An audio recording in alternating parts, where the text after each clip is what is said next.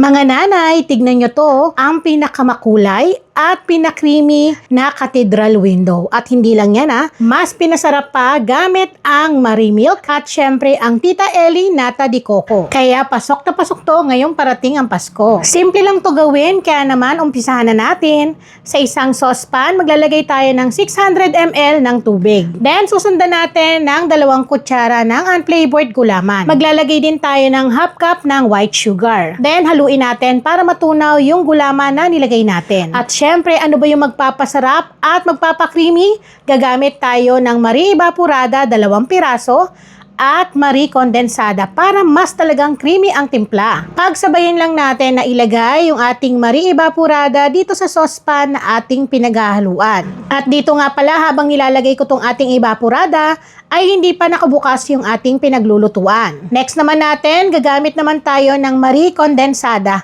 para mas creamy at malinamnam yung ating magagawang cathedral window. Grabe, kita nyo dito pa lang sa ating Marie Condensada, kitang-kita na yung pagka-creamy, kaya talagang mapapasimot ka dahil bawat patak niya talaga namang napaka-creamy.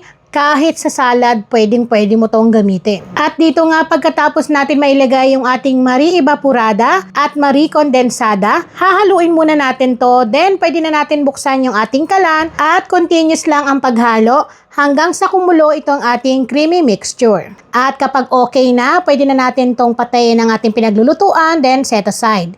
Ihanda ang mga molder na gagamitin. Pwede rin kayong gumamit ng llanera gaya nito. Gamit ang Tita Ellie Nata de Coco na may iba't ibang kulay, mas pinalevel up yung ating cathedral window na gagawin. Instead, nagagamit tayo ng gulaman na iba't ibang kulay, Nata de Coco ng Tita Ellie ang ating ilalagay.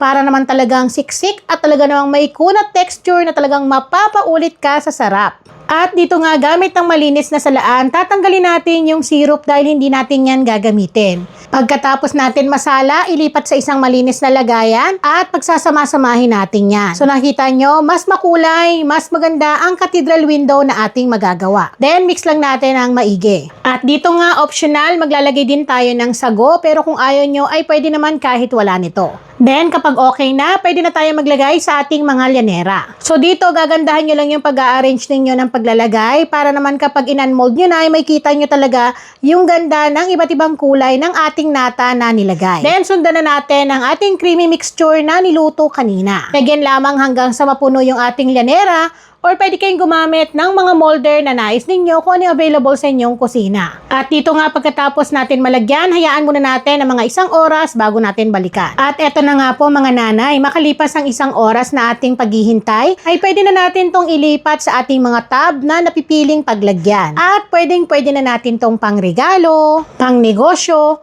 o kaya sa mga okasyon na ating pupuntahan.